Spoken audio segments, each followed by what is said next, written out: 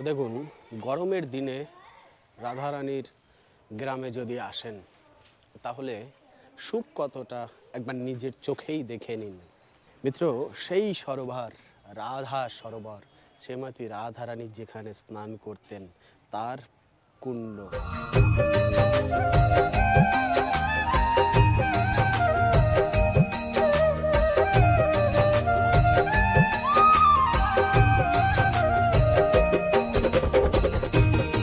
রূপবান হওয়া যায়, সুন্দর চেহারা হয়, সেজন্য কামদেবকে আহ্বান করার কোনো দরকার নেই।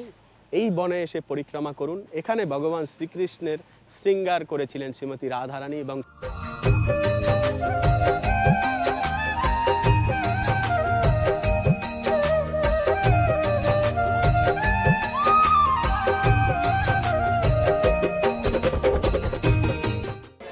রাধে রাধে মিত্র। রাজবাড়ির দরবার থেকে আপনাকে অনেক অনেক স্বাগত। হ্যাঁ, আমাদের বৃন্দাবনে কিন্তু রাজবাড়ি, রাজাদের বাড়ির অভাব নেই, কিন্তু সেই রাজারা কিন্তু সবাই কৃষ্ণ ভক্ত। বর্তমানের রাজাদের মতো নয় যে কৃষ্ণকে ভুলে গিয়েছেন। বর্তমানে যে স্থানে আছি, বর্ষানাতে রাজা মানসিংয়ের একটি মহল যেটি রাধারানীর জন্য নির্মাণ করেছিলেন, সেই মহলের দুয়ারে আঙিনাতেই কিন্তু এই মুহূর্তে বসে রয়েছি। ধাম সেবা উত্তম চ্যানেলে আপনাকে অনেক অনেক স্বাগতম। একদিন পর পর ঠিক সন্ধ্যে ৬টার সময় একটি করে ভিডিও নিয়ে হাজির হই। তো চলুন আজকের এই দর্শনের সাথে ভিডিওটি শুরু করা যাক। বৃন্দাবনে এসে ভক্তরা কি খুঁজে পান বলুন তো এসব স্থাপনা দর্শন করে মিত্র? যেন শ্রীমতী রাধারানী এই মহলের উপর থেকে হাতছানি দিয়ে ভক্তদেরকে ডাকছেন কিংবা ভগবান শ্রীকৃষ্ণকে ডাকছেন। একটি সময় তো এমনই ছিল আমাদের এই ব্রজধাম, যেন এই মহলের ব্যালকনিতে দাঁড়িয়ে দাঁড়িয়ে ভগবান শ্রীকৃষ্ণ সব সখারা কখনো ননি খেতেন, বাদরদেরকে নিয়ে খেলা করতেন এবং নন্দ মহারাজ কখনো কৃষ্ণকে কোলে করে নিয়ে মা যশোদার সাথে কথা বলতেন। সেই সব স্মৃতি সেভাবেই যেন সব কিছু রয়েছে। এই হলো আমাদের রাজা মানসিংয়ের রাজমহল। হ্যাঁ, রাজবাড়িতে কিন্তু ভিড় এখনও অনেকটা রয়েছে। আর সেই ভিড়ের সাথে সাথে একটা দুঃখের খবর হলো এই যে এই রাজবাড়ির আঙিনা তো দর্শন করা যাবে, কিন্তু ভিতরে ক্যামেরা বা ভিডিওগ্রাফি একদমই অ্যালাউ করছেন না। তো যাই হোক, আমাদেরকে দর্শন করে এখান থেকে চলে যেতে হবে। এই হলো বিশাল সেই মানসিংয়ের প্রাসাদ, এভাবেই দাঁড়িয়ে রয়েছে, যেটি রাধারানীর জন্য তৈরি করেছিলেন। এই রাজা মানসিং প্রথমে নির্ণয় করেছিলেন যে শ্রীমতী রাধারানীকে এখানে প্রতিষ্ঠা করবেন, কিন্তু সেই রাজা স্বপ্নে দেখেন যে না, রাধারানী চান না যে এই মহলে পূজিত হন বা এখানে থাকুক। তখন রাধারানী বললেন যে আমার পৈতৃক ভিটে হলো বর্ষানাতে রাধারানীর মন্দির, বর্তমানে যেখানে আমরা দর্শন করি সেখানেই উনি বিরাজ করবেন এবং পূজিত হবেন। তারপরে কিন্তু এই মন্দিরে আর রাধারানীকে প্রতিষ্ঠা করা হয়নি বিগ্রহ। তো এখানেও পুজো হয় রাধা মাধবের, কিন্তু সেই রাধারানী বিরাজ করেন রাধারানীর মন্দিরে। যারা দর্শনের জন্য আসবেন মিত্র, এই স্থান থেকে জানেন একটি সিক্রেট রোড রয়েছে, একটি রাস্তা রয়েছে, একটি মার্গ রয়েছে, সেটি হলো মান মন্দির, গেহবারবান এবং দানগড় যাওয়ার দান মন্দির রয়েছে এখানে। মিত্র, আমাদের ব্রজধামের এখনও অনেক পর্বতের তলটিতে, পর্বতের কান্দ্রায় চারিদিকে যেন ব্রজবাসীরা এখনো পর্যন্ত ভগবান শ্রীকৃষ্ণের জন্য অপেক্ষা করে আছে। কেন? দ্বারে দ্বারে এসে মাখন চুরি করবে আমাদের প্রভু ভগবান শ্রীকৃষ্ণ। সেরকমই ব্রজবাসীদের দেখুন, এই পর্বতের তলটিতে অনেক গৃহ রয়েছে, অনেক মন্দির রয়েছে, যা ভগবানের জন্য নিয়মিত পুজো অর্চনা করার জন্য ব্রজবাসীদের হাতের তৈরি কত সুন্দর সুন্দর গৃহ। এখানে এখনো পর্যন্ত মায়েরা গৃহের বারান্দায় বসে বসে রুটি তৈরি করেন, সবজি তৈরি করেন এবং গোবিন্দকে ভোগ লাগায়। সম্পূর্ণ ব্রজধাম জুড়েই যত নির্মাণ, যত গৃহ, সব কিছু গোবিন্দের জন্যই। প্রতি কণে কণে, প্রতি গৃহের গৃহে যেন গোবিন্দ এবং শ্রীমতী রাধারানী বিচরণ করে, এরকমটি অনুভূতি হবে মিত্র আপনি যখন দর্শনের জন্য আসবেন। কেন? ছোট ছোট গলি থেকে যখন আপনি নামবেন, দেখবেন কত ব্রজবাসী মায়েরা তাদের আঙিনায় বসে বিভিন্ন কর্মাদি করছেন।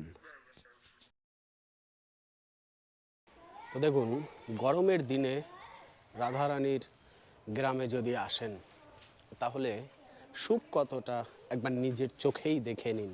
মিত্র, সেই সরোবর, রাধা সরোবর, শ্রীমতী রাধারানী যেখানে স্নান করতেন তার কুণ্ড, পবিত্র কুণ্ড, চিন্তা করা যায় শ্রীমতী রাধারানী যে কুণ্ডে স্নান করতেন, আজ দেখুন ব্রজবাসীরা সেখানে সাঁতরিয়ে সাঁতার কেটে কেটে স্নান করছেন।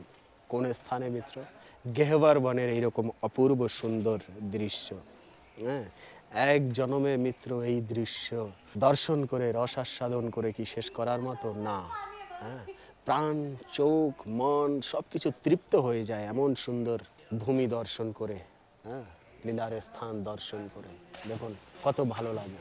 মনকে জানে আর কিছুতেই ধরে রাখা যায় না মনের ভিতরে, সর্বদা এই কুণ্ডেই যেন পড়ে থাকতে ইচ্ছে। এই গরমের সময় মিত্র, দেশ গ্রামে যে সুখ আমরা উপলব্ধি করি বা আনন্দ উপভোগ করি, সেই একই আনন্দ কিন্তু উপভোগ করছেন ব্রজবাসীরা, তাই না? স্নান করে করে। এখানে জল বেশ অনেকটা ঠান্ডাই রয়েছে, কোনো চাপ নেই, অনেক শীতল।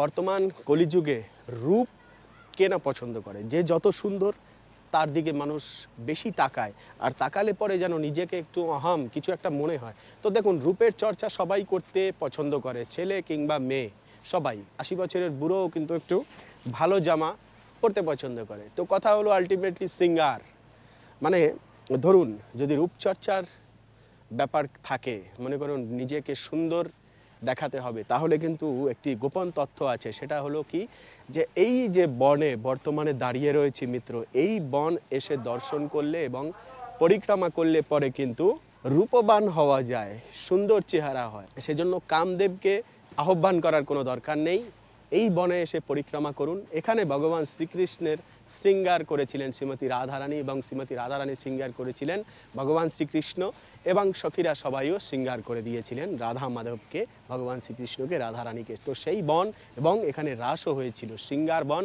গেহবার বন।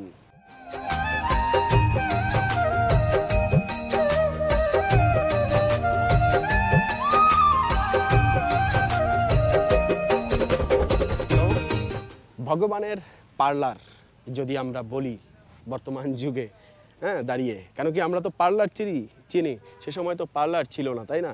তো ভগবান শ্রীকৃষ্ণের বিউটি পার্লার কিন্তু এই বন, এই রাসের বন। কত সুন্দর বন।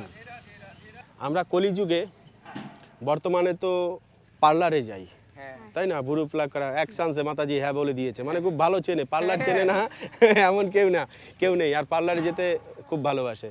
তো ভগবান শ্রীকৃষ্ণের এবং রাধারানীর পার্লার ছিল এই বন। হ্যাঁ, এখানে এক ধরনের সে সময় ছোট ছোট ফল পাওয়া যেত, যে ফল দিয়ে লিপস্টিকের ব্যবহার, তারপরে অঞ্জনী শিলার নাম শুনেছেন, যে চোখে কাজল লাগায় না, সেটা এখন তো কিভাবে আর্টিফিশিয়াল সিস্টেমে করা হয়, তখন পাথর ছিল, পাথরে একটুখানি আঙুল ঘষে নিয়ে তারপরে চোখে লাগালে পরে কালো হয়ে যেত, সেই জন্য সেটাকে অঞ্জনী শিলা বলা হয়, অঞ্জন শিলা বলা হয়। হ্যাঁ, সেটা কিছু কিছু ব্রজের মধ্যে এখনো মন্দিরে আছে সেই অঞ্জনী শিলা। তো সেই সব যত মানে সে সময় এই প্রাকৃতিক থেকে যেসব বস্তু পাওয়া যেত, তাতে অগ্রু হোক, তারপরে বিভিন্ন রকমের ফুলের নির্যাস আদি সব কিছু দিয়ে যে শৃঙ্গার করানো হতো সে সময়, সেই জিনিসগুলো এই বনেই সে সময় খুব বেশি পাওয়া যেত। সেই জন্য এই স্থানের নাম আমরা কলিযুগে কি বললাম? পার্লার, বিউটি পার্লার ভগবানের হলো এটি।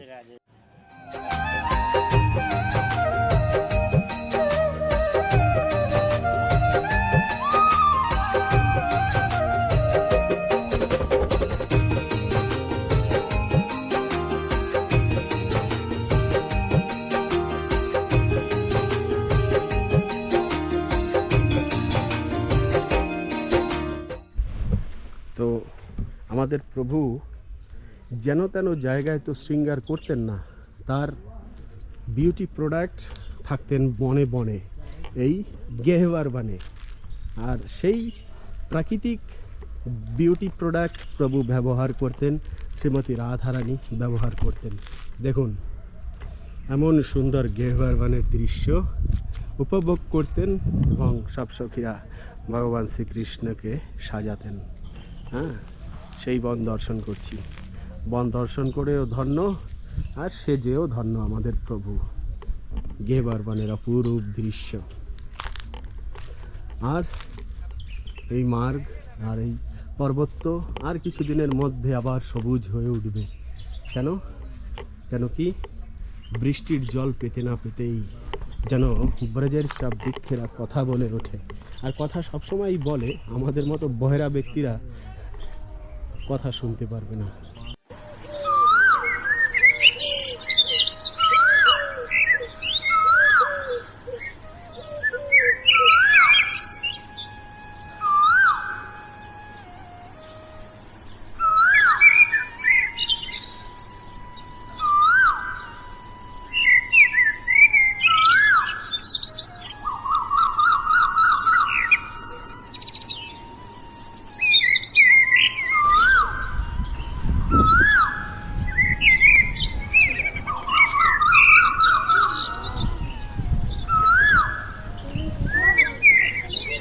শান্তি না, বিশাল মজা, যেরকম ভিউ সেরকম আনন্দ। হ্যাঁ, এখানে ধরুন যদি কেউ বলে যে তুমি এখানে দুটো রুটি খাওয়া সারাদিন পরে থাকো, তবুও শান্তি।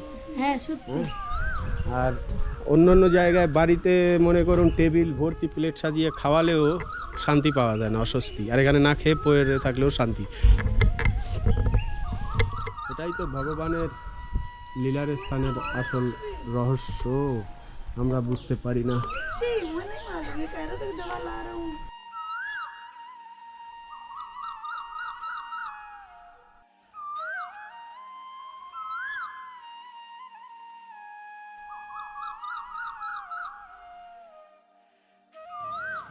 এই জগতের সবাই যে যার শৃঙ্গার করতে ব্যস্ত, কিন্তু আমাদের ব্রজের এই বৃক্ষেরা, বনের এই ফলেরা, বনের এই প্রজাপতি ফুল আদি সমস্ত সব কিছু, এনারা সবাই কিন্তু সবসময় সর্বদা শ্রীমতী রাধা রানী এবং ভগবান শ্রীকৃষ্ণের শৃঙ্গার করতে ব্যস্ত ছিলেন।